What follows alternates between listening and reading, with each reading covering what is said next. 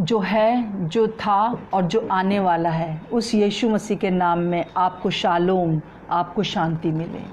मेरे प्रियो, जैसा कि हम लोग इन दिनों में प्रकाशित वाक्य के ऊपर अध्ययन कर रहे हैं और हमने पिछली बार देखा था कि किस प्रकार से ये किताब को जो पढ़ने वाला होता है वो धन्य है, और उसको जो पढ़ता है उसको जो परिश्रम करना पड़ता है। कुछ भी हम काम करते हैं उसको परिश्रम करना होता है, समय निकालना पड़ता है, बहुत सी बातों को हमको अलग करके इस किताब को पढ़ना होता है। और जो सुनता है, मतलब जो समझता है, उसको मानता है, और जो विश्वास करता है, जो मानता है। इस तरह से तीन बातें हैं, जो पढ़ता है, परिश्रम करता है, सुनता है, समझता है और मानता है, विश्वास करता है, वो धन्य है, आशीषित है। आप आशीषित हैं कि आप इस पुस्तक के अध्ययन को आप देख रहे हैं और आप उसको समझना चाहते हैं, क्योंकि समय निकट है। पिछली बार मैंने बताया था ये कौन सा समय जो है वो निकट है, कैसा समय निकट है। ये 7 समय मैंने बताए थे। पूरे इस प्रकाशित वाक्य को 7 समय अगर आप समझ लेंगे तो आप पूरा प्रकाशित वाक्य बहुत अच्छे से समझ सकते हैं। मेरे प्रियो, जब पहले बताया था कि चर्च के या कलीसिया का समय है, जो कि 2020 में शुरू हुआ और अभी तक चल रहा है और बहुत जल्दी ख़त्म होने वाला है। और जैसे ही रैप्चर होगा, मतलब प्रभु के लोग उठा लिए जाएंगे बादलों पर, यीशु मसीह दोबारा पृथ्वी पर इस प्रकार से नहीं आएंगे जैसे पहले आए थे, परंतु वो बादलों पर आएंगे, आकाश में आएंगे और हमको अपनी तरफ उठा लेंगे और हम उसके साथ हमेशा हमेशा के लिए चले जाएंगे। ये एक दूसरा समय होगा। तीसरा समय जो होगा, जैसे ही कलीसिया चली जाएगी उसके बाद एक सताव का समय होगा, जो 7 साल का होगा, जिसमें 3.5 साल में उसको बांटा गया है। 3.5 साल में जो ख्रिस्ट विरोधी होगा वो बहुत प्यारी तरीके से आएगा। वो एकता की बात करेगा, एक गवर्नमेंट, पूरे संसार में एक सरकार की बात करेगा, एक करेंसी की बात करेगा, एक पैसे की बात करेगा और एक ही रिलीजन की बात करेगा, एक ही धर्म की बात करेगा, एक ही ईश्वर को मानने की बात करेगा और लोगों को उसकी बातें बहुत अच्छी लगेंगी और कई लोग जो होंगे उसकी बातों पर मान जाएंगे, परंतु साथ साथ में जो उसकी बातों को नहीं मानेंगे उनके ऊपर सताव होगा उस टाइम पर। परंतु 3.5 साल के बाद ये अपना बिल्कुल जैसे बदल जाएगा और वो जो एकदम एकता की बात कर रहा था, जो बहुत प्यार से बात कर रहा था, वो एकदम डिक्टेटर बन जाएगा। वो पूरा गवर्नमेंट अपने हाथ में, सारे अधिकार अपने हाथ में ले लेगा, सारा पैसा उसके अधिकार में हो जाएगा, पूरा रिलीजन की हर बातें उसके हाथ में हो जाएंगी और तब लोग बहुत परेशान हो जाएंगे। लोग परेशान उससे होंगे और साथ साथ में उसी समय 7 विपत्तियां भी परमेश्वर की ओर से आएंगी और उससे भी लोग बहुत परेशान होंगे। ये दोनों प्रकार का जो सताव है उस समय लोगों को सहन करना पड़ेगा। इसको बाइबल महाक्लेश का समय कहती है। परंतु फिर हम देखते हैं चौथा जो समय होगा वो प्रभु के दोबारा आगमन का समय होगा। प्रभु यीशु मसीह राजा के रूप में इस दुनिया में आएंगे और 1000 साल तक राज्य करेंगे और उसके साथ उसके जो विश्वासी लोग जो उसके साथ चले गए थे और जो विश्वासी लोग वहाँ थे वो भी आएंगे यहाँ पर और वो भी राज्य करेंगे। ये कुछ समय के लिए इस शैतान दुश्मन को, जो कि लोगों का बहकाने वाला है, लोगों को परेशान करने वाला है, वो उसको बांध दिया जाएगा। और परंतु वो थोड़े समय के बाद 5वां समय जो होगा, थोड़े समय के लिए वो खोला जाएगा। ये भी समय निकट है और जब वो खोला जाएगा तो वो बहुत लोगों को, जैसा उसका काम है बहकाएगा, वो झूठा और बहकाने वाला है और वो बहुत से लोगों को उस समय भी बहका लेगा। परंतु उसके बाद का जो समय होगा, छठा जो समय होगा, वो न्याय का समय होगा। इस समय प्रभु यीशु मसीह न्याय आसन पर बैठेंगे और उस शैतान का, जो कि धोखेबाज है, जिसने कि सारी दुनिया को बहका रखा था, उसको और उसकी जो उसके साथ जो दुष्ट आत्माएं, उसकी सेनाएं, उनको बांधकर उस नरक की आग में डाल दिया जाएगा। और उन मनुष्यों को भी जो अभी तक उसको नहीं जाने थे। ये बहुत ही दुख का समय भी होगा उन लोगों के लिए जो कि अभी तक यीशु मसीह को नहीं जान पाए थे, और ये एक न्याय का टाइम होगा। परंतु प्रभु का धन्यवाद हो, 7वां समय जो है वो प्रभु यीशु मसीह जो है फिर से सारी दुनिया को नया कर देगा। नया आकाश, नई पृथ्वी, नया सब कुछ हो जाएगा, और उसमें हम हमेशा हमेशा हमेशा के लिए प्रभु के साथ रहेंगे।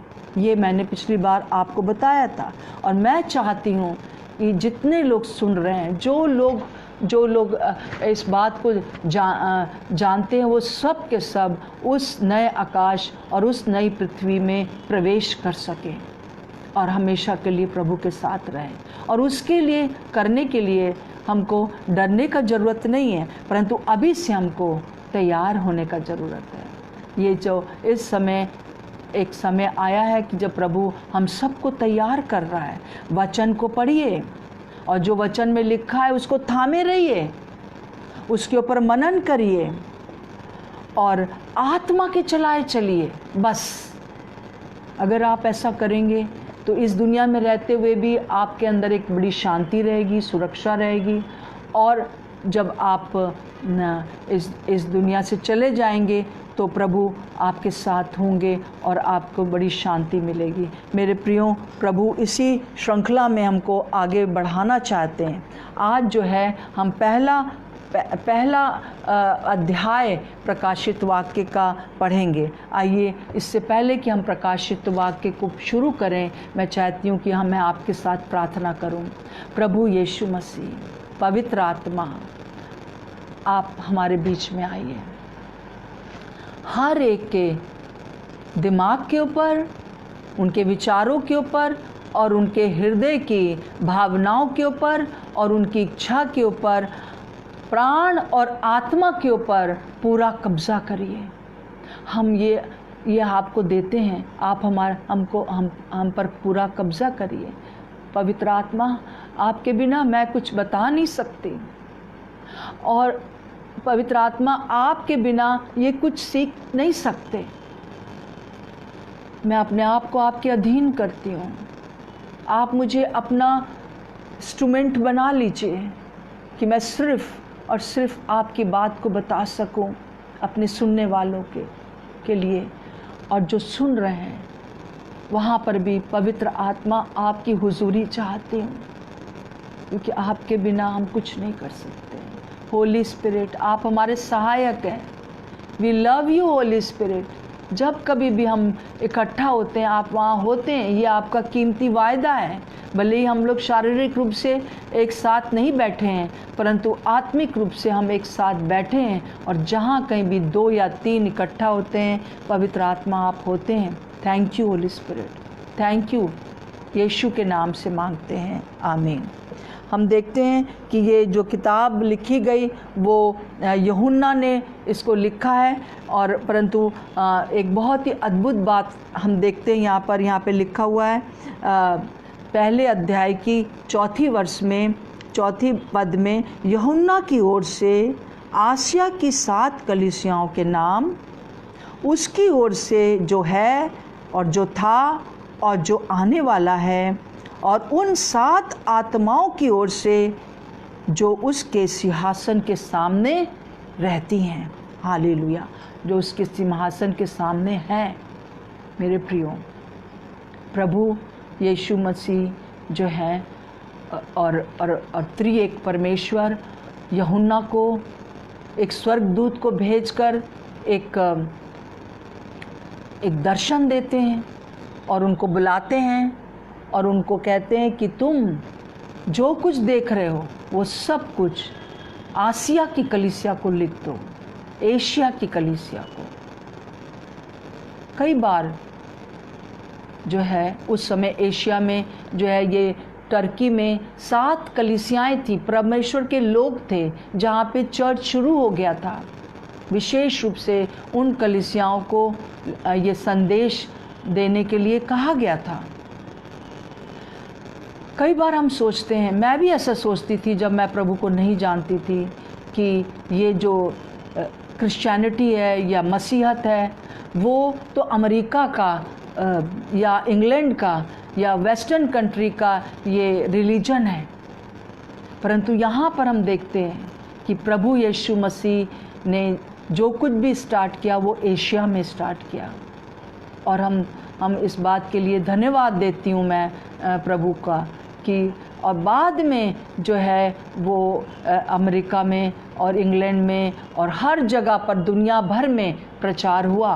परंतु प्रभु का मैं धन्यवाद देती हूँ कि पहली ही शताब्दी में जो प्रचार हुआ मेरे देश में वो पहली शताब्दी में हुआ। प्रभु यीशु मसीह का एक शिष्य था जिसका नाम थोमा था, जिसको प्रभु ने विशेष दर्शन दिया था। उसको प्रभु ने बड़ी लंबी यात्रा करके और बहुत कठिन यात्रा करके हमारे देश में भेजा था। सो ये जो संदेश है वो त्रिएक परमेश्वर की ओर से यूहन्ना को दिया गया, और यूहन्ना ने ये जो है वो एशिया के इन कलीसियाओं को दिया जो टर्की में उस समय विद्यमान थी। और हम देखते हैं कि यहाँ पर लिखा हुआ है, जैसे कि प्रभु यीशु मसीह के बारे में, उसकी ओर से जो है, जो था और जो आने वाला है, जो है, जो था और जो आने वाला है।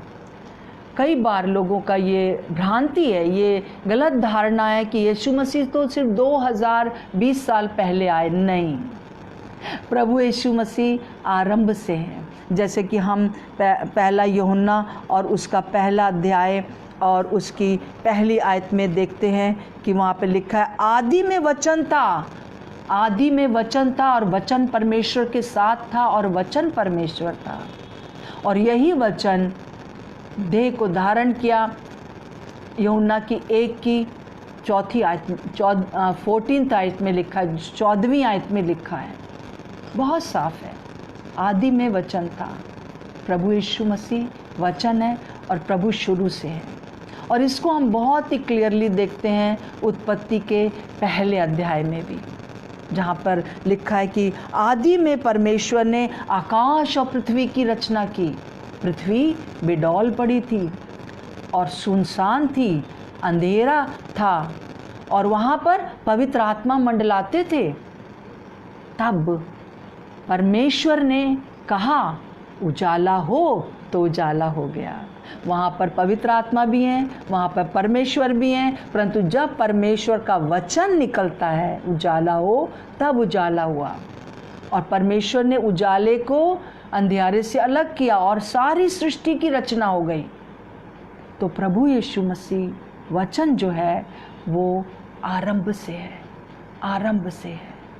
उसी के द्वारा सब कुछ, सब बातों की रचना हुई। तो हम ये नहीं कह सकते, कई बार लोग सोचते हैं कि यीशु मसीह सिर्फ 2020 साल पहले हुए। नहीं, वो शुरू से जो था, जो है और जो आने वाला है।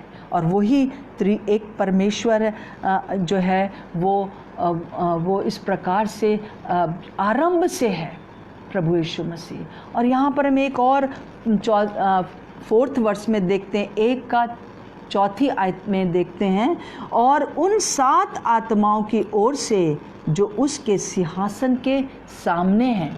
ये पवित्र आत्मा के बारे में, वहाँ पर पुत्र है, वहाँ पर पिता है और वहाँ पवित्र आत्मा है। और इन सब की ओर से हमको जो है ये वचन दिया जा रहा है यूहन्ना के माध्यम से। तो ये 7 आत्माएं जो हैं वो 7 नहीं है, पर 7 गुणा आत्मा है, 7 फोल्ड फुलनेस की आत्मा है। ये 7 अलग अलग आत्माएं नहीं है, पर एक आत्मा में ये 7 बातें हैं, ये गुण हैं उसके अंदर, कि परमेश्वर का आत्मा, समझ और बुद्धि का आत्मा, युक्ति और पराक्रम का आत्मा, यहोवा के ज्ञान और यहोवा के भय का आत्मा। ये जो पवित्र आत्मा है उसमें ये सब बातें, कई बार ऐसे लिखा हुआ है 7 आत्माएं, 7 बातें हैं जो कि एक ही हैं। 7 फोल्ड फुलनेस की आत्मा है, 7 गुणा आत्मा है। हालेलुया। और इनकी तरफ से हमारे पास ये वचन पहुंचा है। कितनी अद्भुत बात है। इसको जो पढ़ता है, जो सुनता है, जो समझता है और जो मानता है वो धन्य है। मेरे प्रियो, आप धन्य हैं और प्रभु यीशु मसीह आरंभ से हैं, शुरू से हैं और हमेशा रहेंगे, हमेशा हमेशा के लिए हैं। और हम देखते हैं यहाँ पर कि प्रभु यीशु जो है वो पहली चीज़ यही है कि वो शुरू से हैं, जो थे, जो हैं और जो आने वाले हैं। और दूसरी बात जो प्रभु यीशु मसीह के बारे में यहाँ पर है और वो है कि वो विश्वास योग्य साक्षी है। जैसे कि आप उसी के आगे पढ़ते जाएंगे, इसी 1:5 में आप पढ़ेंगे तो वहाँ लिखा है प्रभु यीशु मसीह की ये गवाही है, ये साक्षी है कि वो विश्वास योग्य है, वो विश्वास योग्य है। वो जो कह देता है वो करता है। जो प्रतिज्ञाएं उसने इस वचन में दी हैं उसको एक एक प्रतिज्ञा को वो पूरा करते हैं। करीब 3000 प्रतिज्ञाएं इस बाइबल में हैं और वो सब बातों को पूरा करते हैं। वो विश्वास योग्य परमेश्वर है। फिर उसके बाद जो है हम देखते हैं तीसरी जो उस प्रभु यीशु मसीह के बारे में लिखा हुआ है, वो ये लिखा है कि वो मृतकों में से प्रथम जीवित हुआ।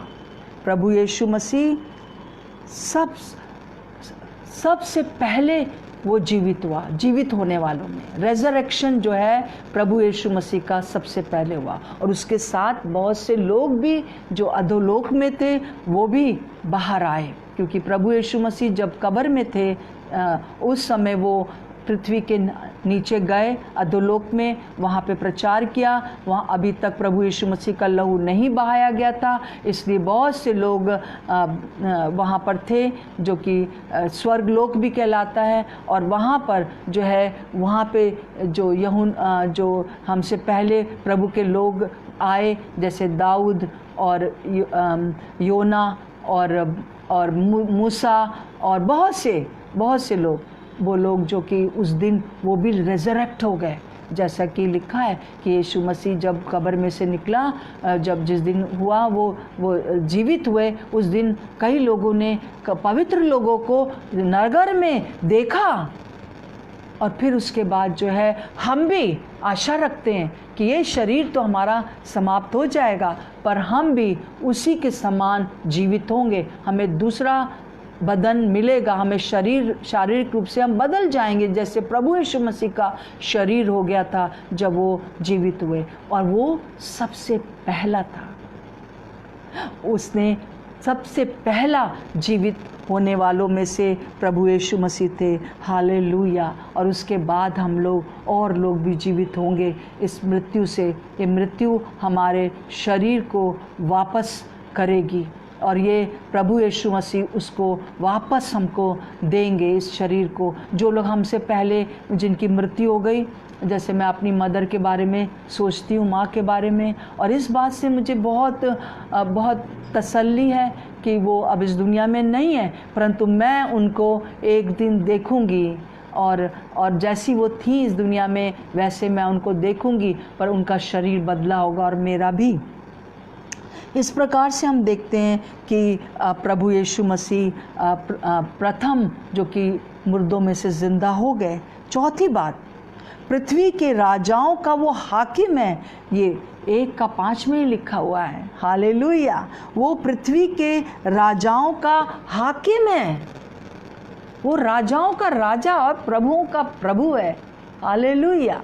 जैसा कि हम पढ़ते हैं इफिसियों के किताब में इसके बारे में वर्णन है कि कैसे प्रभु यीशु मसीह जो हैं वो सारे राजाओं के हाकिम हैं।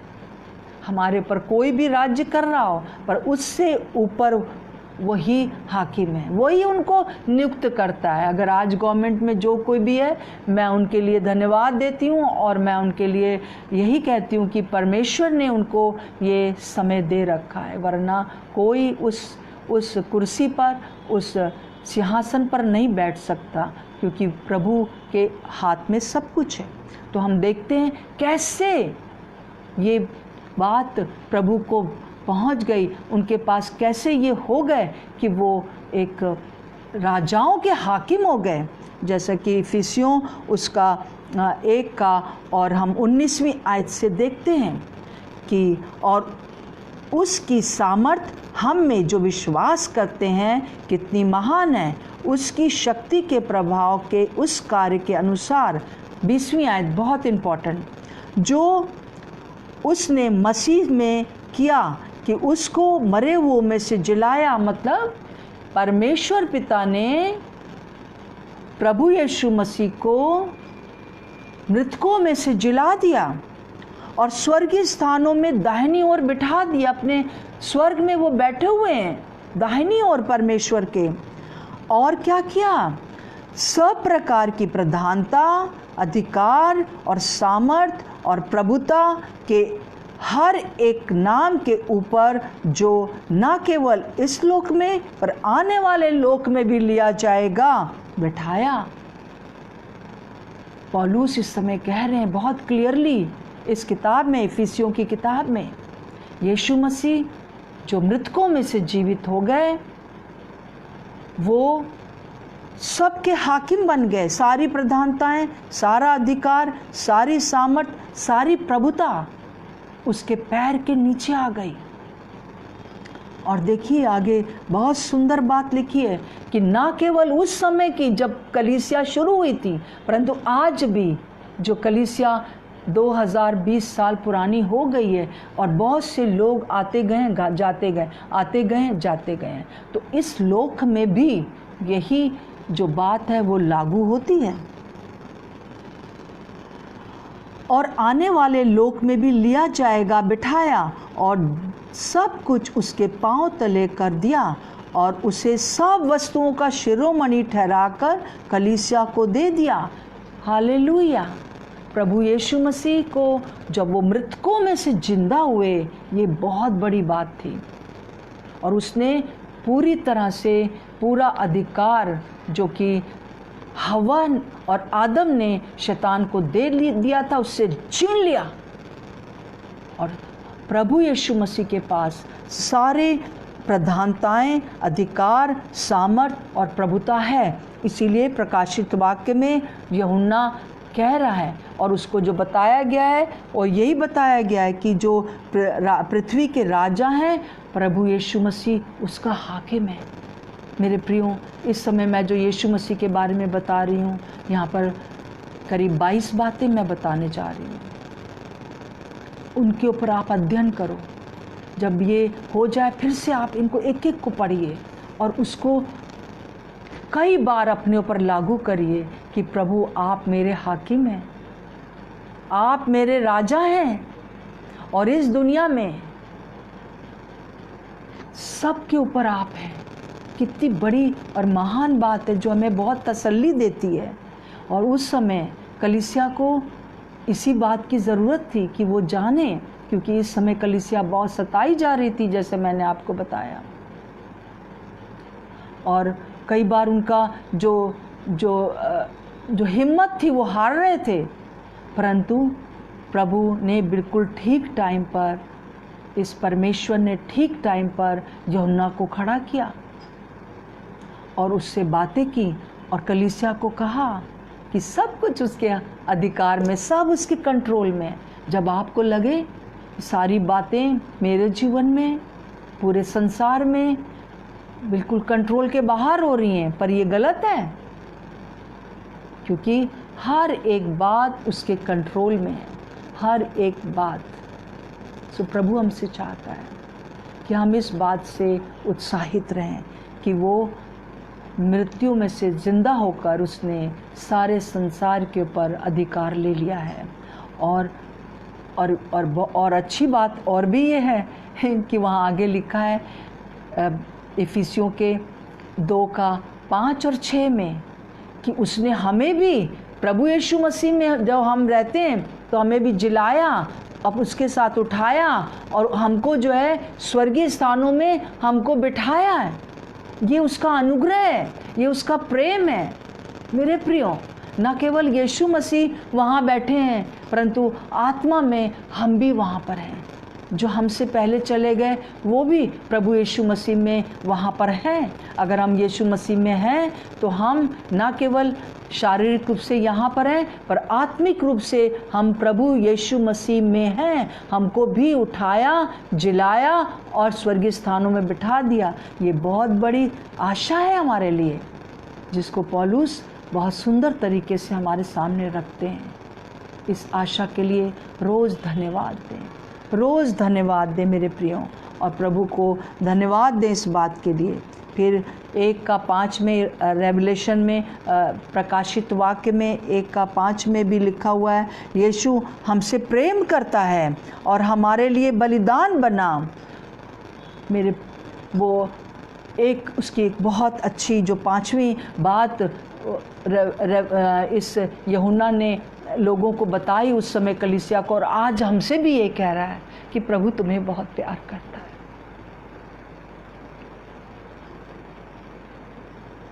ना तो ऊंचाई, ना तो गहराई, ना तो मृत्यु, ना तो जीवन, ना तो स्वर्गदूत, ना तो प्रधानताएं, कोई भी सृष्टि की कोई भी चीज़ आपको परमेश्वर से अलग नहीं कर सकती है। रोमियो 8:31 से अगर आप पूरा 32 तक पढ़ें, 35 तक पढ़ें, आपको मिलेगा वहाँ पर।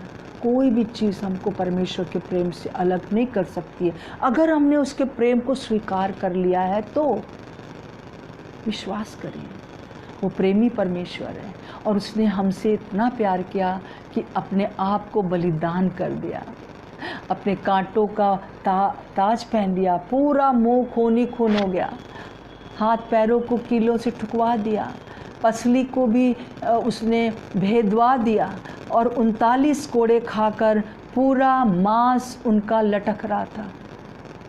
उसने हमारे शरीर के लिए और हमारी आत्मा के लिए अपने आप को बलिदान कर दिया, क्योंकि वो हमसे प्रेम करता था। अगर परमेश्वर पिता चाहते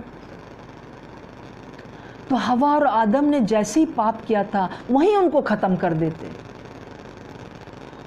परंतु नहीं। अपने बच्चों को कोई मारता है? कोई गला घोट सकता है? एक अच्छा व्यक्ति तो कभी नहीं करेगा। एक जिसके अंदर हृदय है वो कभी नहीं करेगा। वो परमेश्वर प्रेमी परमेश्वर है। उसने अपने पुत्र हमारे प्रभु यीशु मसीह को जगत में भेज दिया ताकि शैतान के सारे कार्यों को नाश करके हमें अपने साथ ले जाए। मेरे प्रियो, प्रभु प्रेम करता है। यीशु मसीह उस प्रेम का प्रतिरूप है। परमेश्वर का प्रेम हम यीशु मसीह के द्वारा ही देख सकते हैं और किसी भी माध्यम से नहीं देख सकते हैं।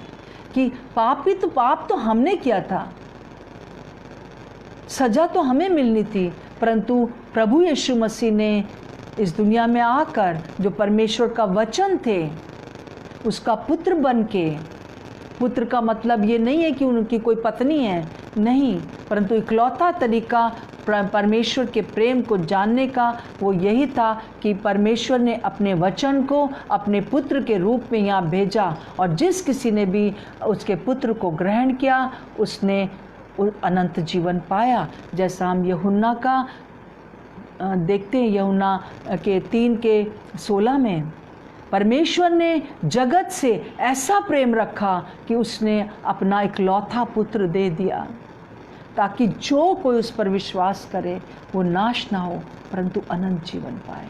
वो प्रेमी है, वो प्रेमी परमेश्वर है। और फिर हम देखते हैं 1:6 में, यहीं पर प्रकाशित वाक्य का 1:6 में, कि यीशु की महिमा और पराक्रम सदा का है। हालेलुया! ये 1-2 दिन का नहीं है।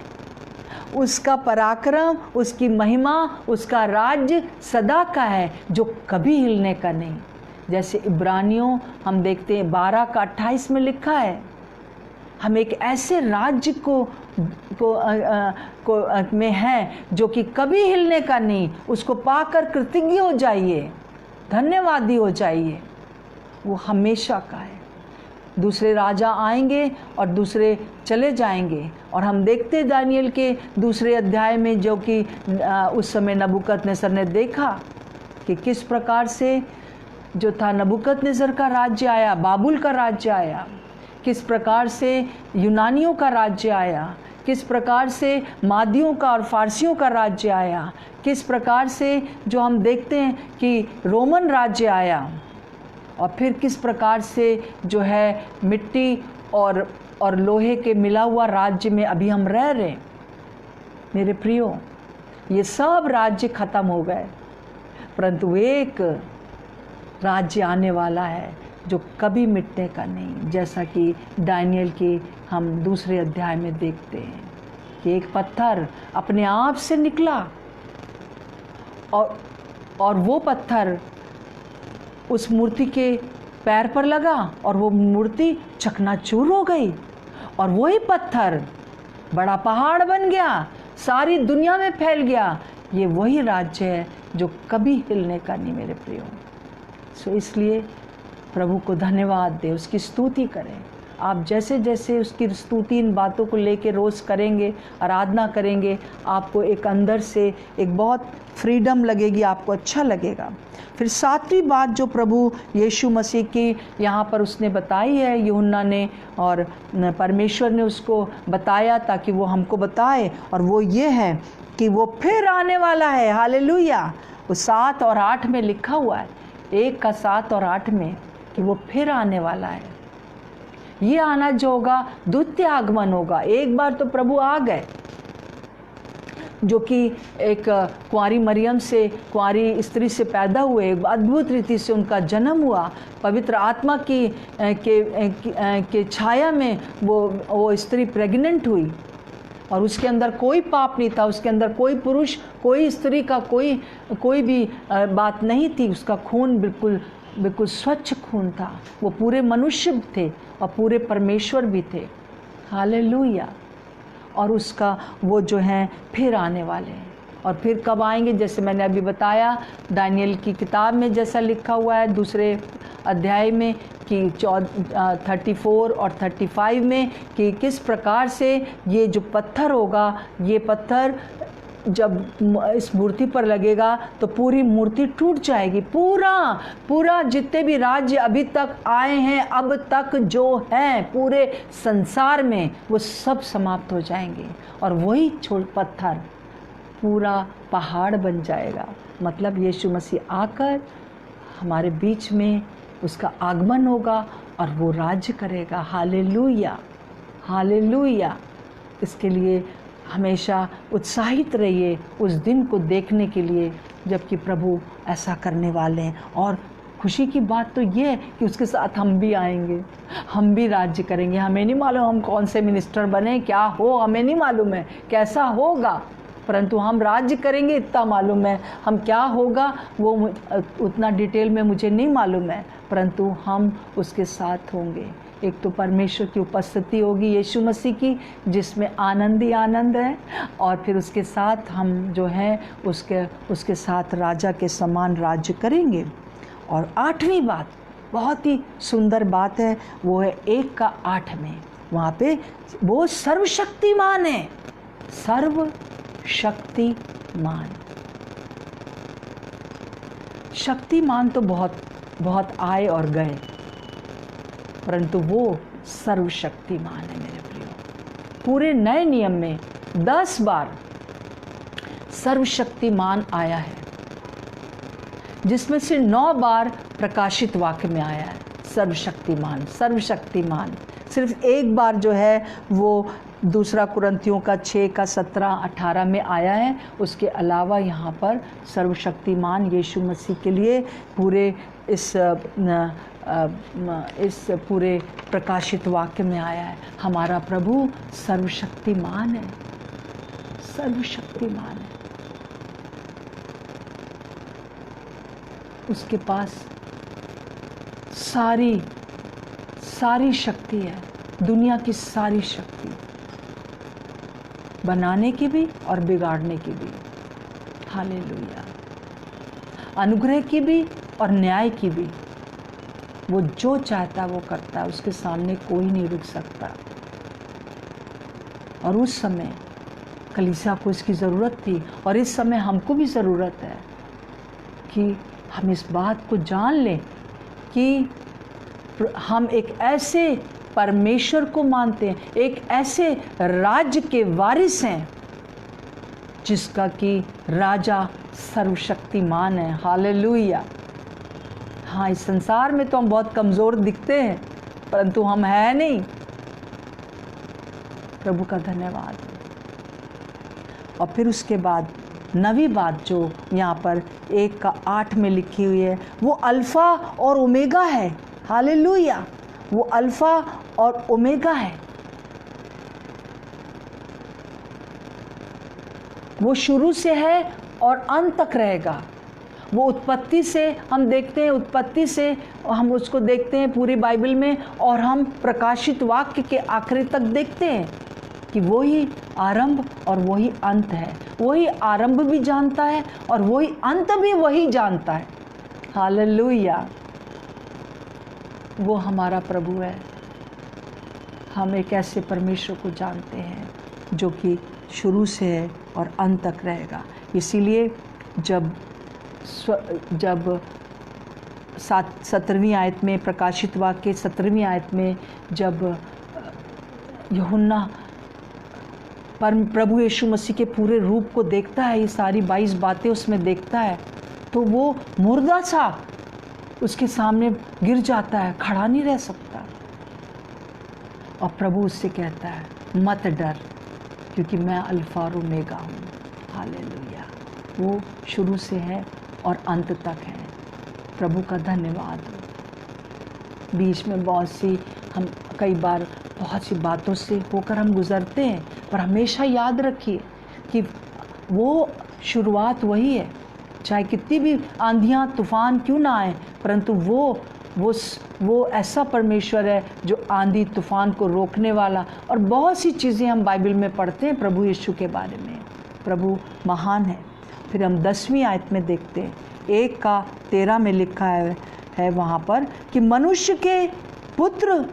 और जब वहाँ पे यूहन्ना है, तो यूहन्ना फिर 13वीं आयत में वो एक बड़े शब्द का आवाज़ सुनता है, और जब पीछे मुड़ के देखता है तो उसको कैसा मनुष्य दिखाई देता है।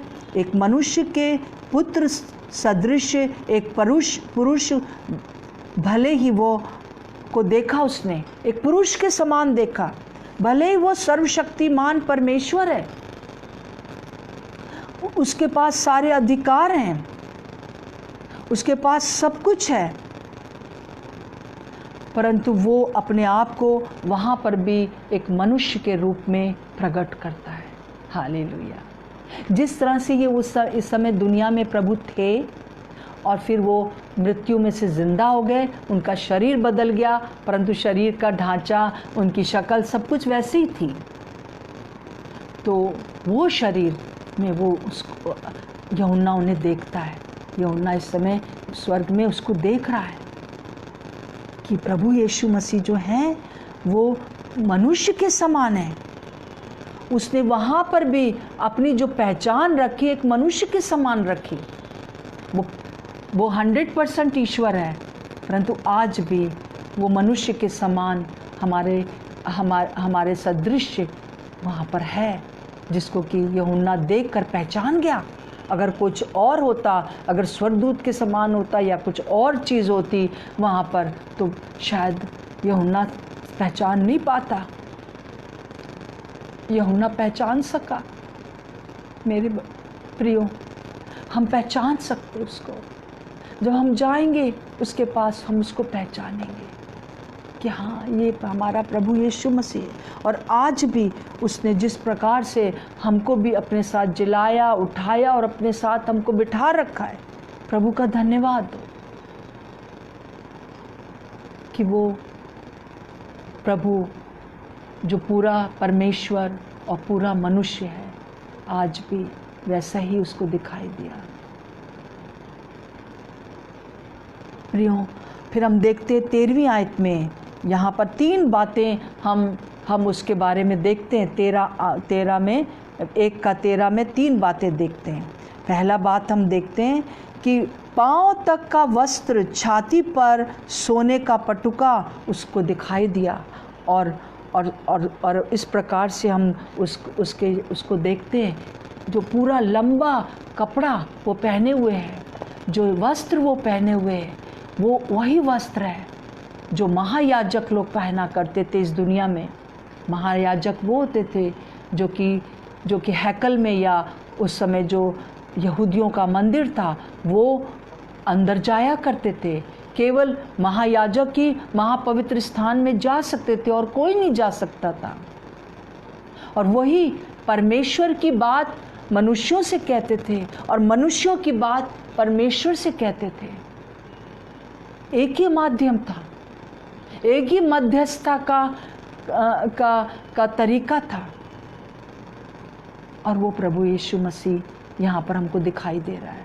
आज भी वो हमारा महायाजक है। अब हमें किसी मनुष्य महायाजक के पास जाने का ज़रूरत नहीं है, उस मंदिर हैकल में जाने की ज़रूरत नहीं है, जो कि पहले तंबू के रूप में था, मिलाप वाले तंबू के रूप में था। फिर सुलेमान ने उसको एक बड़ा भव्य मंदिर बनाया उसी तरह के से, और हम देखते हैं उसको बहुत ही सुंदर था। परंतु अब उसका हमको ज़रूरत नहीं है। अब हमको किसी भी प्रकार से कोई मेमना या कोई पशु बलिदान करने का ज़रूरत नहीं है।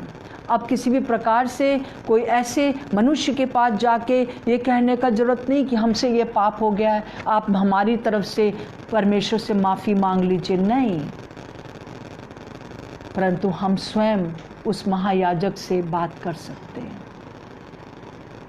और वो महायाजक बिल्कुल वैसे ही दिख रहा है जैसे इस हम निर्गमन में उनके बारे में पढ़ते हैं। महायाजकों के जो वस्त्र हुए थे, जो उसके जो सोने का एक पटुका बंधा हुआ था, और वो पटुका जो है, सोना जो है, वो पवित्रता को दिखाता है। उस मंदिर में, उस हैकल में जो भी महायाजक जाता था, अगर उसने थोड़ी सी भी कोई गलती, अपवित्रता कर दी है और उसने अपने लिए बलिदान नहीं चढ़ाया है, तो वो वहीं मर जाता था। इसलिए उसके एक कमर के ऊपर एक रस्सी बांधी जाती थी कि अगर थोड़ी देर तक वो ना वापस आए तो उसको उस रस्सी से बाहर खींच लिया जाए। परंतु यहाँ वो महायाजक है जो महापवित्र स्थान में ऑलरेडी पहुँचा हुआ है, और वो आपके लिए और मेरे लिए विनती करता है। हालेलुया। जैसे हम इब्रानियों उसका 7:25 में पढ़ते हैं, उसके लिए विनती करने वाले का, वो सर्वदा के लिए हमारे लिए विनती करने के लिए जीवित है। अगर आप पढ़ना चाहते हैं तो पढ़ सकते हैं इब्रानियों 7:25 में, कि हमारा ऐसा महायाजक है जो हमारे लिए विनती करता है। मेरे प्रियो, जब हमसे कुछ पाप हो जाता है तो हम अपने महायाजक यीशु मसीह से कहते हैं, प्रभु हमको क्षमा कर दीजिए, अपने लहू से धो के हमें माफ़ कर दीजिए। हम आपको जानते हैं परंतु हमसे ये गलती हो गई है। तो प्रभु यीशु मसीह पिता परमेश्वर से विनती करते हैं एक महायाजक के रूप में खड़े होकर कि देखिए स्नेहलता ने गलती कर दी है और उसे आप माफ़ कर दीजिए मेरे लहू के कारण। और पिता परमेश्वर भी स्नेहलता को नहीं देखते परंतु अपने पुत्र यीशु मसीह को देखते हैं, उसके लहू को देखते हैं और मुझे माफ़ कर देते हैं। ये अनुग्रह का समय है। इस प्रकार से हमारा ये महायाजक हर समय हर व्यक्ति के लिए विनती करता है। केवल वो चाहता है, जैसा पहला यूहन्ना उसके पहले अध्याय के 9वें पद में लिखा है, यदि हम अपने पापों को मान लें तो वो हमारे पापों को क्षमा करने में विश्वास योग्य और धर्मी है। प्रभु का धन्यवाद हो आइए हम अपने हाथों को उठाकर उस महायाजक के लिए धन्यवाद दें जो पवित्र है, जो हमारे लिए विनती करता है। मेरे प्रियो,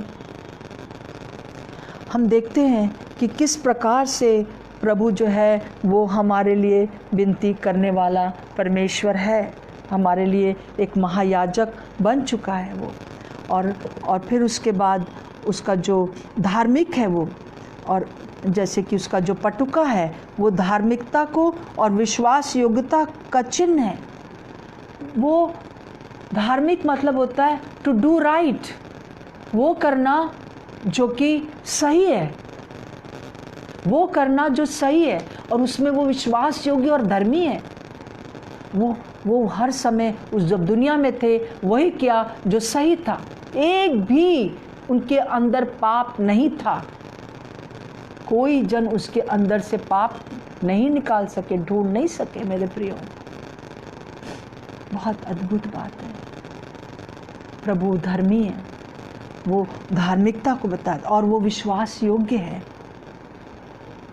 इसीलिए वो हमसे भी कहता है, इफिसियों उसका 6 अध्याय और उसकी 14वीं आयत में लिखा है, इसलिए सत्य से अपनी कमर को कस कर और धार्मिकता की झिलम पहन लो। प्रभु हमसे यही चाहता है कि हम भी ये काम करें, कि हम भी धार्मिकता को के द्वारा, मतलब जो सही है वो करें, और सत्य को, जो सत्य है वो करें। उससे हम अपने कमर को कस लें। अगर कमर पर से पैंट या कोई भी वस्त्र कसा ना जाए, बेल्ट ना लगाई जाए, तो थोड़ी देर में नीचे आ जाएगा और बहुत शेम हो जाएगी। तो इसलिए हमको जो है, हमको हर समय सत्य से और सही काम से अपने आप को, कमर को कसे रहना है। वो वस्त्र जो नीचे तक का होता है उसको हमको कसे रहना है। मेरे प्रियो, प्रभु हमसे चाहता है कि हम इस ऐसे परमेश्वर को, ऐसे यीशु मसीह को धन्यवाद दें कि वो हमारे लिए विनती करता है और हमारे लिए महायाजक बन गया, हमारे लिए मध्यस्थता का काम करता है। कोई करे या ना करे, बस प्रभु के पास चले जाइए, आपके चाहे पाप कैसे भी हों उनको माफ़ कर देता है। जैसे कि हम आगे देखते हैं 1:14 में कि उसके बाल जो हैं वो श्वेत हैं। Oh hallelujah! उसके बाद कैसे बाल उसके श्वेत हैं, जो कि इस बात को दिखा रहा है कि उसके अंदर कोई पाप नहीं है। उसके अंदर वो एक ज्ञानी परमेश्वर है, और वो जो कि ज्ञान का भी प्रतीक है, और साथ में हमारे लिए पापों की क्षमा का भी प्रतीक है। प्रभु यीशु मसीह वहाँ पर इस बात को अपने बालों के द्वारा प्रकट कर रहा है कि जो कोई भी उसके पास आता है वो उसके पापों को क्षमा कर देते हैं। जैसा कि हम यशाया उसका 1:18 में पढ़ते हैं। देखिए क्या लिखा है, आओ हम आपस में वाद विवाद करें, तुम्हारे पाप चाहे लाल रंग के हों तो भी हिम के समान उजले हो जाएंगे जैसे उनके बाल हैं, और चाहे अग्रवाणी रंग के हों तो भी उनके समान, ऊन के समान श्वेत हो जाएंगे। प्रभु जो है वो ये कह रहा है कि जो भी, जैसे हम कहते हैं ना, हमारे सिर के ऊपर जो है पता नहीं कितने पापों का श्राप है, परंतु यहाँ वो अपने जो बाल दिखा रहे हैं प्रभु यीशु मसीह के, वो ये बात को दिखाते हैं कि मैंने तुम्हारे पापों को क्षमा कर दिया है। बस आओ हम बातचीत कर लें आपस में। जब तक अनुग्रह का समय है तब तक बातचीत कर लें। यहाँ पे लिखा है चाहे लाल रंग के हों और चाहे अग्रवाणी रंग के हों। अग्रवाणी रंग के मतलब होता है चमकीला लाल, जिसका अर्थ जो है मैंने डिक्शनरी में जब देखा, जो आम डिक्शनरी अगर आप उसमें देखेंगे तो है चरित्रहीन स्त्री के समान काम।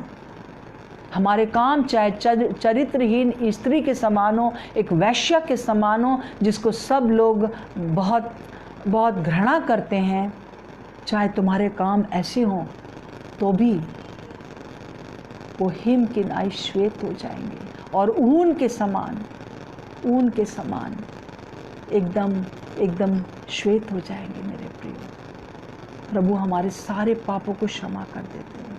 जैसे कि अभी मैं आपको बता रही थी कि बस हमको एक काम करना है, उसके पास जानना है, क्योंकि वो हमारा महायाजक है, और हमसे उनको कहना है कि प्रभु मुझसे ये गलती हो गई, और हमारे पाप वो क्षमा कर देता है। जो स्वर्ग में उसने देखा, यूहन्ना ने वो यही देखा कि उनके बाल जो थे वो श्वेत थे, और जैसे वो हैं वैसे वो हमको बनाते हैं। प्रभु यीशु मसीह जो इस समय स्वर्ग में दिखाई दे रहे हैं, वो हमको भी वैसे ही सारी बातों के ऊपर अधिकार दिया है। सब वो भी पाप रहित, पाप उसमें नहीं है, हम भी पाप में नहीं है, हम पापी नहीं हैं। जब हमने प्रभु यीशु को ग्रहण कर लिया, हमारे पाप सब उसके लहू से धुल गए हैं। Hallelujah, hallelujah. हमारा प्रभु महान है, जो कि इस प्रकार से यूहन्ना के ऊपर उसने प्रकट किया। मेरे प्रियो, आगे हम देखते 1:14 में वहाँ पर लिखा हुआ है, यीशु की आँखें आग की ज्वाला की तरह हैं। यीशु की आँखें जो हैं वो आग की ज्वाला के समान हैं।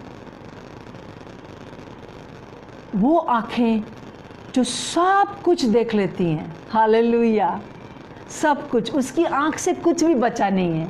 आप दूसरों से अपने पाप छिपा सकते हैं, आप पाखंडी हो सकते हैं, परंतु जो आपके अंदर है वो सर्वशक्तिमान यीशु मसीह जानता है। वो सर्वज्ञानी है। हालेलुया, वो सर्वज्ञानी है।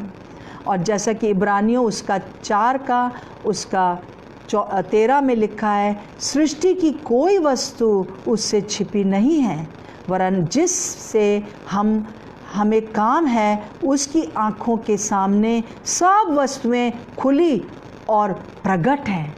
हालेलुया। और इसी उसकी जो सामर्थ है, उसके द्वारा हमारे काम उसकी आँखों के सामने प्रकट हैं। इसीलिए 2 कुरिन्थियों और उसका 5:10 में जैसे लिखा है कि वो हमारा उसी बेस पर न्याय करेगा। आप मत सोचिए अरे इतने करोड़ लोग हैं, सबके बारे में कैसे जानेगा। वो परमेश्वर है, वो सब जगह सर्वव्यापी है, सर्वव्यापी है। उसके आँखें ही आँखें लिखा है ना जहाँ पर कि आँखें ही आँखें हैं। परमेश्वर की आँखें हैं।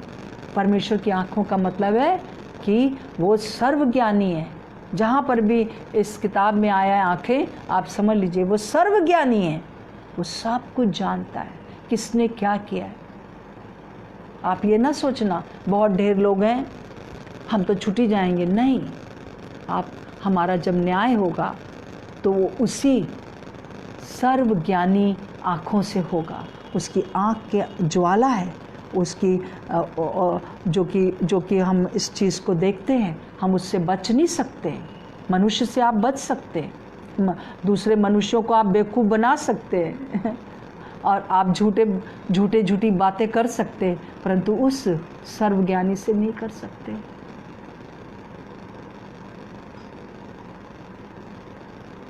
इसलिए पश्चाताप करिए। अगर छुप के भी आपने कुछ ऐसा किया है, पश्चाताप कर लीजिए। वो यहाँ है। आप अगर कहेंगे, आप चाहे कोई भी क्यों ना हो, आप अगर कहेंगे कि यीशु मसीह मुझसे ये पाप हो गया है, दैट्स ऑल, मुझे माफ़ कर दीजिए, माफ़ कर दीजिए, तो बाद में कहेंगे। अगर हम अपने पापों को मान लेते हैं, शैतान ने क्या किया, अपने पाप को नहीं माना, इसलिए वो स्वर्गदूत शैतान बन गया और आज भी वो नहीं मानता है, ढीठ है। कई बार लोग मानते नहीं हैं, ये सबसे बड़ी बुरी बात है, और तभी न्याय को वो झेलते हैं। जैसे हम देखते हैं सदोम और गमोरा में, वो लोगों ने अपने पाप को नहीं मानते थे। वो हर प्रकार की जो गंदगी थी उसमें लिप्त थे, उनके बीच में समलैंगिकता थी, लिस्बियन और होमोसेक्सुअलिटी थी, वो उसको कहते थे नहीं ये ठीक है। उनके अंदर बहुत सी जादू टोना था, वो कहते थे नहीं ठीक है। इसी प्रकार से नूह के समय भी था, जब बड़ा जल प्रलय आया और वो सब समाप्त हो गए। और लूत के समय बड़ी आग गिरी और आज तक वो जगह जो है वो श्रापित है, पूरा जला हुआ है। मेरे प्रियो, जब कोई ये कहता है कि मैंने कोई पाप नहीं किया, वो सबसे बड़ा धोखे में है, वो सबसे बड़ी डेंजर बात में है। सो हमको जो है वो सर्वज्ञानी है और इसी के द्वारा वो हमारा न्याय करेगा। और ये टाइम अनुग्रह का टाइम है, उसके पास आ जाइए, उससे बस कह दीजिए प्रभु मुझे माफ़ कर दीजिए। और यीशु मसीह ने अपना लहू इसीलिए बहाया कि वो हमको क्षमा कर दे। मेरे प्रियो, आगे हम देखते हैं 1:15 में कि उसके पाँव उत्तम पीतल के समान हैं। पीतल जो है वो प्रभुता को दिखाता है, उस पाँव जो है वो प्रभुता को दिखाता है, स्थिरता को दिखाता है पाँव, और वो ताकत को दिखाता है, शत्रु की को कुचलने की ताकत को दिखाता है। प्रभु ने क्रूस के ऊपर उस दुष्ट के सिर को कुचल दिया, जैसा कि उसके लिए कहा गया था। और उस कुचलने के लिए, हाँ, उसके पैर जो थे भेदे गए, उसको कष्ट हुआ, परंतु उसने मेरे और आपके लिए इसको सहन किया और उस दुष्ट के सिर को कुचल दिया। हालेलुया, हालेलुया, प्रभु का धन्यवाद हो। मेरे प्रियो, प्रभु आज हमसे चाहता है कि हम इस बात को समझ लें कि उसके जो पाँव हैं वो पीतल के समान है। पीतल जो है वो एक स्ट्रॉन्ग को बात को दिखाता है, एक ताकतवर पैर को दिखाता है कि उसके पैर ने जो हमारा दुश्मन है शैतान, उसके सिर को कुचल दिया है।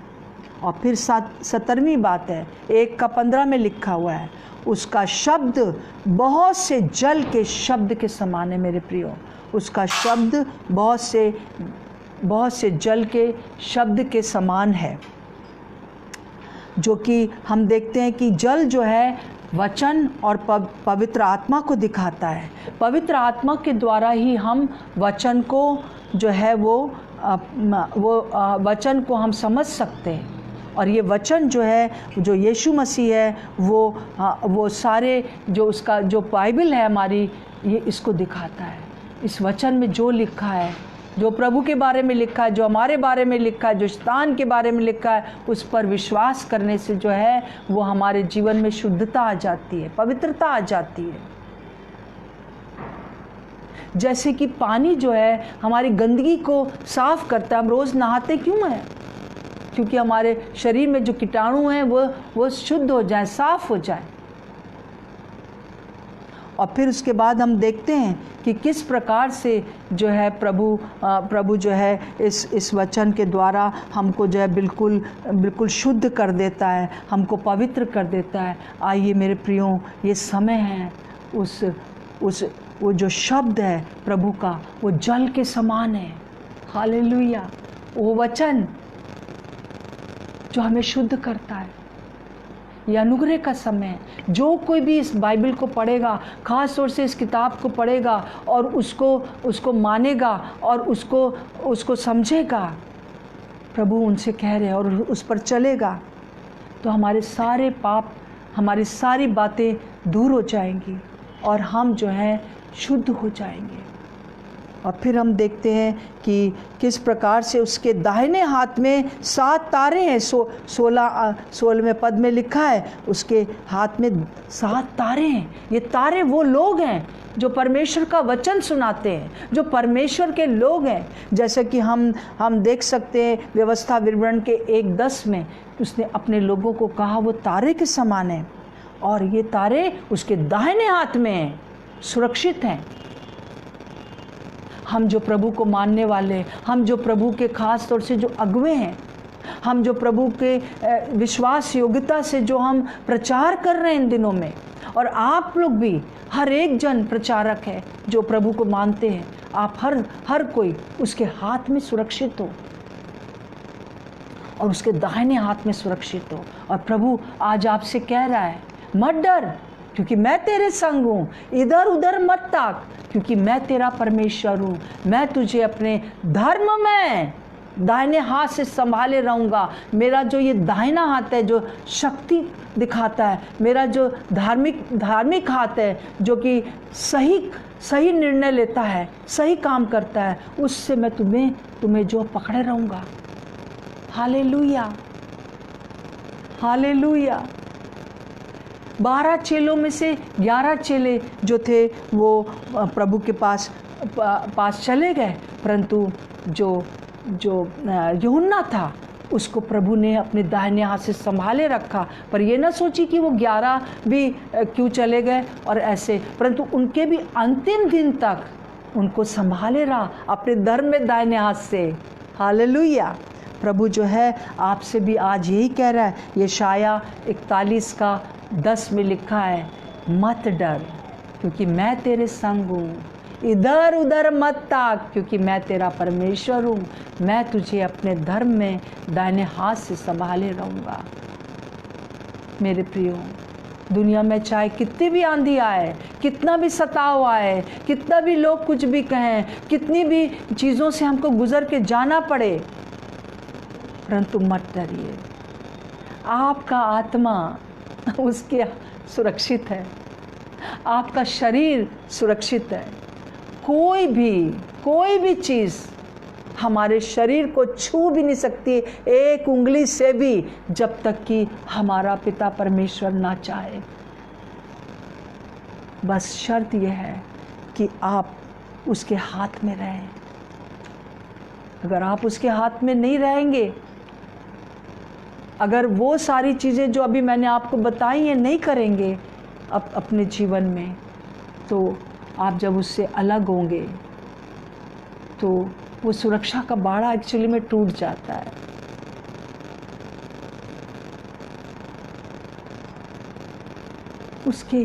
उसके बाड़े में रहिए, उसके बातों के पर ध्यान दीजिए, आत्मा के चलाए चलिए इन दिनों में।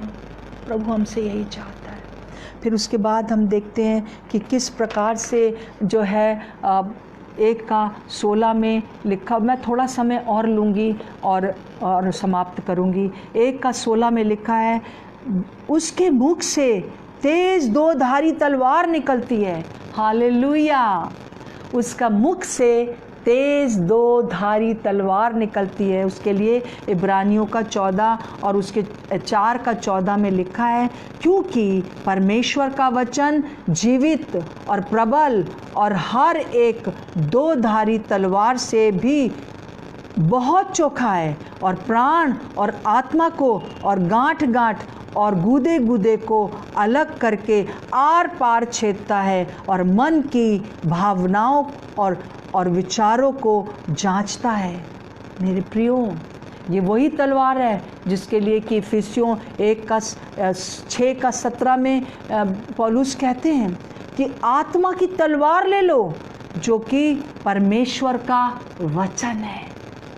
और ये ऐसा वचन है जो प्राण को और आत्मा को परखता है और उसको अलग करता है। कई बार हम प्राण को और आत्मा को एक साथ मिला देते हैं। प्राण क्या है?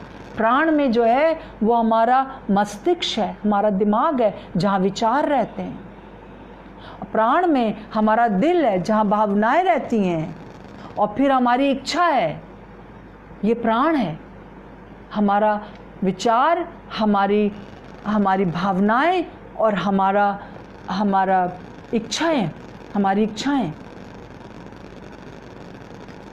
ये कई बार संसार के बातों पर आधारित हो जाता है, क्योंकि इन 5 इंद्रियों के द्वारा हम जो देखते हैं, जो सुनते हैं, जो चखते हैं, जो स्पर्श करते हैं, ये 5 द्वार हैं जो कि हमारे माइंड में बातचीत करते हैं। और वही हमारी भावनाओं में आ जाते हैं और वही हमारी इच्छा हो जाती है और वही हम करते हैं। जो लोग प्राण में संसारिक हैं वो आत्मा की बात को नहीं समझ पाते हैं। तो इसलिए हमको यहाँ और अपने दिल की इच्छा को पूरे समय चेक करना है। और आत्मा की बात क्या है? परमेश्वर की बातें, विवेक है, जिसमें कि आत्मा में क्या है? विवेक है, ज्ञान है, प्रभु के साथ एक सहभागिता करने की एक इच्छा है। हालेलुया।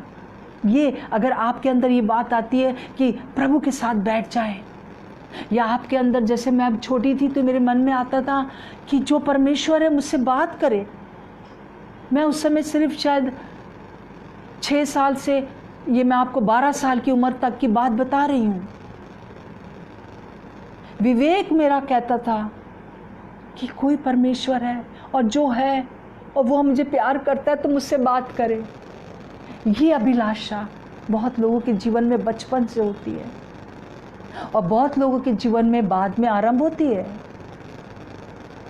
परंतु अगर उस चीज़ को हम टाल जाएं, हम विवेक की, हर एक मनुष्य को परमेश्वर ने विवेक दिया है। कोई नहीं कह सकता न्याय के दिन हमको तो पता ही नहीं था कि चोरी नहीं करना चाहिए।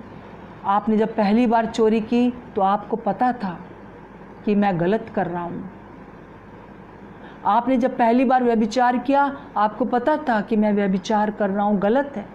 कोई मनुष्य चाहे किसी भी जाति में पैदा हो, उसके पास परमेश्वर ने विवेक दिया है और अपना कहीं ना कहीं ज्ञान दिया है। इसीलिए वो मनुष्य जो है, आत्मा जो है, हमारी आत्मा परमात्मा को खोजती है और जो लोग उस खोज में रहते हैं वो धन्य है। हम इस तरह से 2 बातें हो गई। जो 2 धारी तलवार है वो क्या करती है? वो हमारे प्राण की बातों को, संसार की है कि आत्मा की बातों को, कि आत्मा की बातें प्राण को के ऊपर हावी हैं या प्राण की बातें आत्मा पर हावी हैं। 2 भाग करता है। ये 2 धारी तलवार है।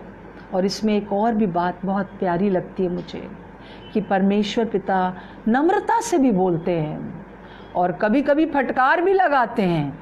जो प्रभु को प्यार करते हैं वो उसकी बात को समझते हैं, परंतु जो उसको प्यार नहीं करते, जो नहीं समझते कि ये जो मुश्किल मेरे जीवन में आई है उसमें मुझे क्या करना चाहिए, कैसे मैं इससे निकल सकता हूँ, तो वो टाल जाते हैं। तो आपसे मेरी विनती है कि इस वचन को, जो 2 धारी तलवार है, जो कि प्राण की बातों को बताती है, जो आत्मा की भी बातों को बताती है, तो परमेश्वर चाहता है कि आप जो हैं आत्मा की बातों को में बढ़ जाएं। और वो कैसे हो सकता है? कैसे हो सकता है? आपके अंदर कैसी अभिलाषा आ जाएगी कि मुझे परमेश्वर को खोजना है, मुझे परमेश्वर की बातों को जानना है। इवन आप जो प्रभु के सेवक हैं, आप जो प्रभु में बहुत पुराने हो गए, हर दिन, हर समय, हर पल इस बात की खोज में रहिए कि ये तलवार जो उसके मुख से निकल रही है वो मुझे क्या कह रही है। मैं गलत कर रही हूँ कि सही कर रही हूँ?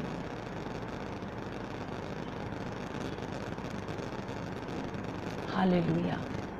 और फिर हम देखते हैं प्रकाशित वाक्य 1:16, उसका मुंह ऐसा प्रज्वलित है जैसा सूर्य की कड़ी धूप के समय चमकता है। हालेलुया। उसका जो मुख है, यहाँ पे 16वीं आयत में लिखा है 1:16 में कि उसका मुख जो है एक सूरज के समान की जो कड़ी धूप होती है उसको कोई देख नहीं सकता है, वो उसके समान है। उसकी पवित्रता में हम खड़े नहीं रह सकते।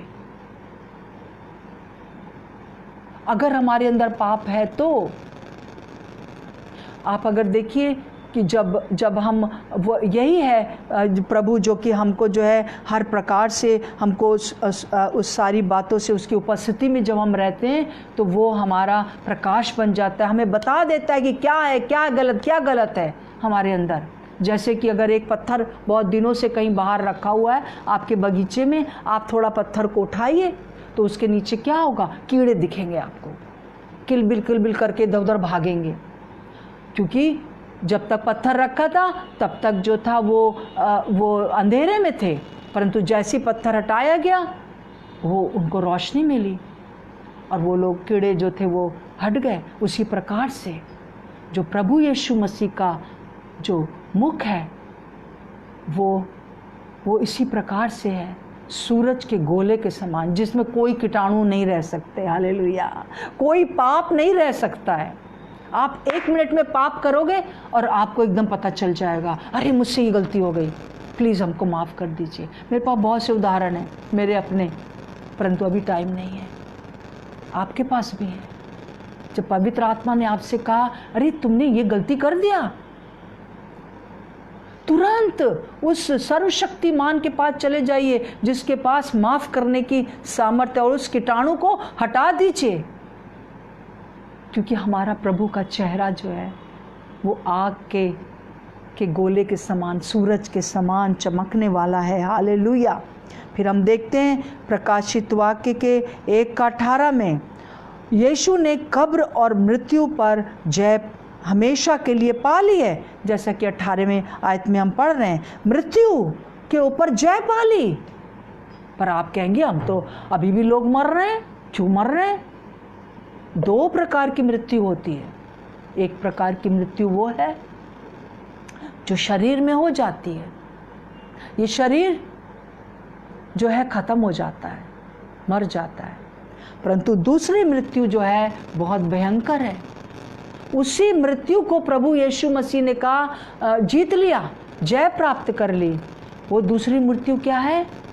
वो मृत्यु है जो नरक की मृत्यु है। हमेशा हमेशा के लिए परमेश्वर से दूर, शैतान और उसके जो दूत हैं उनके साथ नरक की मृत्यु है। परमेश्वर ने नरक को मनुष्यों के लिए नहीं बनाया क्योंकि वो उसके बच्चे हैं, परंतु जो नरक बनाया गया वो जो है शैतान के लिए बनाया गया। परंतु इस शैतान ने हवा और आदम को बहकाकर उनको भी अपने साथ ले जाने के लिए प्लान कर लिया। शैतान का सबसे बड़ा प्लान है, वो जानता है कि उसका समय आ गया है, उसको नरक जाना है, परंतु उसने ये पूरे अपने अभी तक जब से पृथ्वी है उसने ये कोशिश किया है कि वो हर मनुष्य को स्वर्ग न जाने दे, क्योंकि उसी से वो अपने दुश्मन के दिल को दुखी कर देगा। वो चाहता है कि सारे लोग उसके साथ नरक में जाएं, जिससे कि प्रभु को दुख होगा। प्रभु ये नहीं चाहते।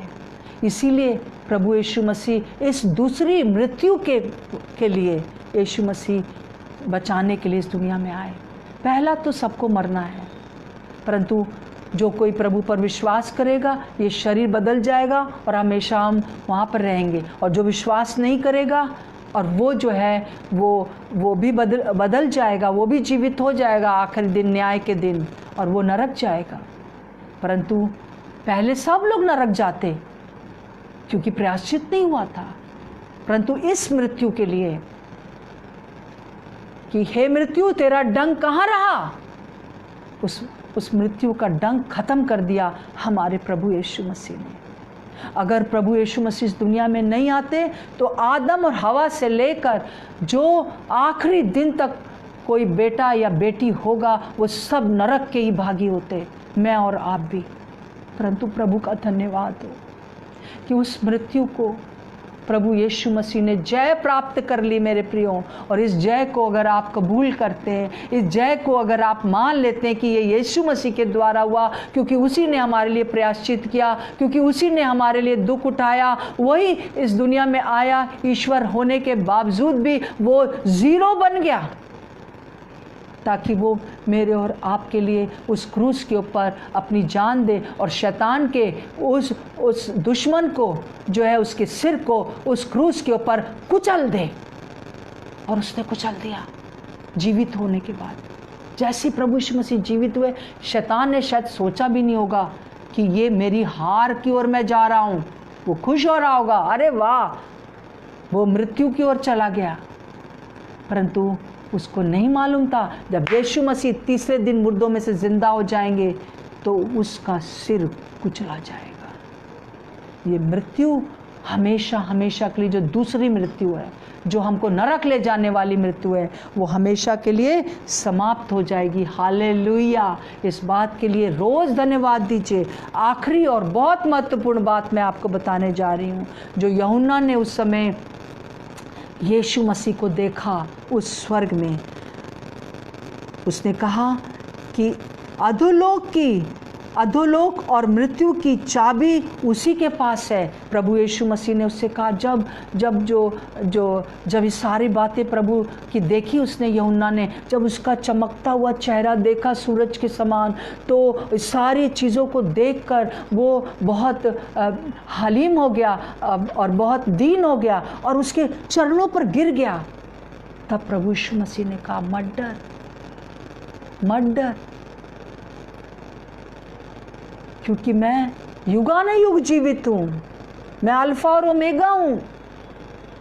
मत डर, क्योंकि अधोलोक और मृत्यु की कुंजियाँ मेरे हाथ में अब हैं। देखिए, कुंजियाँ मेरे हाथ में हैं। पहले शैतान के हाथ में दे दी गई थी, परंतु क्योंकि हवा और आदम के पाप के कारण, परंतु ये कुंजियाँ अब मेरे हाथ में हैं। मैं न्यायी हूँ। मैं जिसको मेरे न्याय के सामने कोई खड़ा नहीं रह सकेगा, मुझे अधिकार दिया गया। चाबी क्या दिखाती है? अगर मेरे घर की चाबी है तो मेरा अधिकार है उसके ऊपर। प्रभु यीशु मसीह को अधिकार है नरक में डालने का और स्वर्ग में ले जाने का, उसको अधिकार है। हालेलुया। और प्रभु हमसे चाहता है कि जैसे कि हम देखते हैं प्रकाशित वाक्य और उसका 20:14 में भी लिखा हुआ है, मृत्यु और अधोलोक आग की झील में डाले जाएंगे। ये आग की झील दूसरी मृत्यु है। हालेलुया। ये आग की झील दूसरी मृत्यु है। ये दूसरी मृत्यु में डाले जाएंगे और इसका अधिकार प्रभु यीशु मसीह के पास है।